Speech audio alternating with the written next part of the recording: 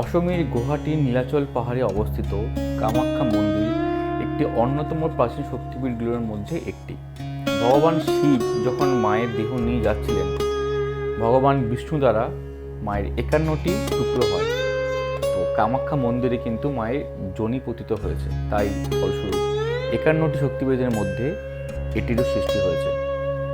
এখানে কিন্তু তন্ত্র উপাসনার জন্য একটা গুরুত্বপূর্ণ স্থান। আর আমরা মায়ের দর্শন করেই কিন্তু আমাদের মেঘালয় ট্রিপটা শুরু করছি।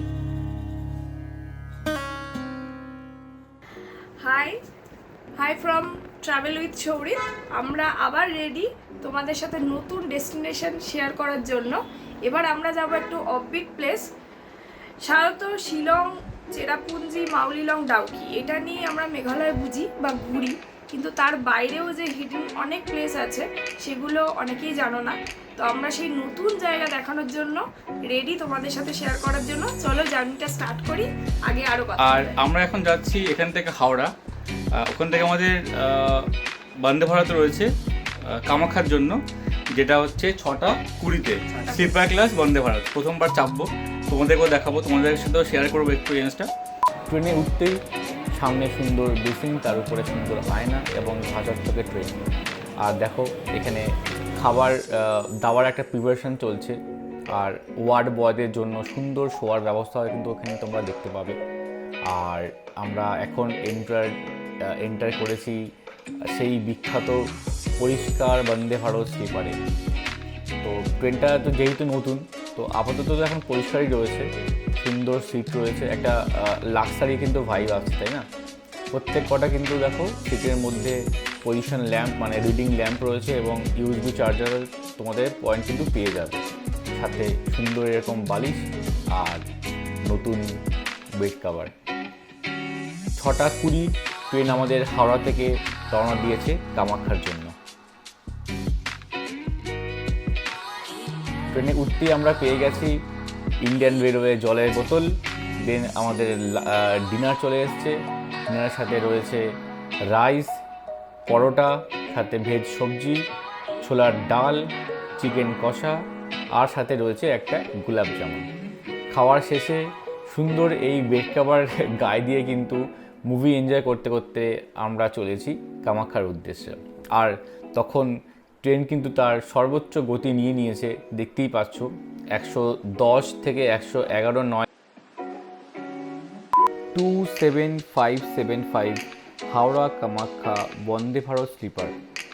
সময় হাওড়া থেকে সন্ধে 6টা 20 এবং কামাখ্যা স্টেশনে পৌঁছচ্ছে সকাল 8টা 20। Good morning from Kamakhya station. এখন টাইম হয়েছে 8:30, আর আমরা স্টেশনের বাইরে এসেছি পার্কিং এরিয়াতে। এখান থেকে আমরা অটো বা গাড়ি করে যাব পল্টন বাজার। সেখান থেকে হোটেল আছে, ওখানে হোটেলে ফ্রেশ হয়ে দেন আমরা আসবো মন্দিরে। এখান থেকে অটো ফেয়ার অনেক বেশি দেখাচ্ছে, তোমরা চাইলে অনলাইন ক্যাবে বুকিং করে নিতে পারো, যেটা আমরা করেছি। অটো ফেয়ার দেখাচ্ছে পল্টন বাজার অবধি চাইছে 350 টাকা করে, আর যেখানে ওলা উবের 250 টাকায় হয়ে যায়। তো সেটা একবার দেখে নিই।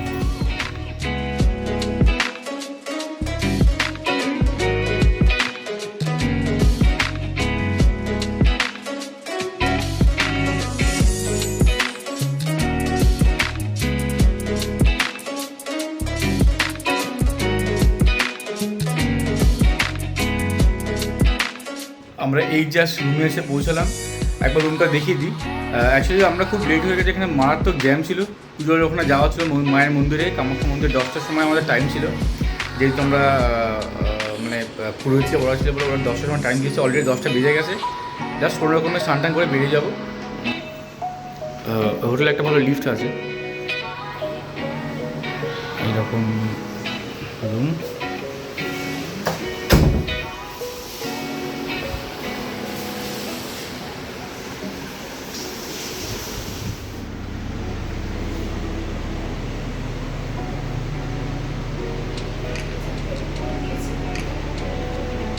চলো এবার তাড়াতাড়ি ফ্রেশ হয়ে আমরা বেরোই মন্দিরের জন্য।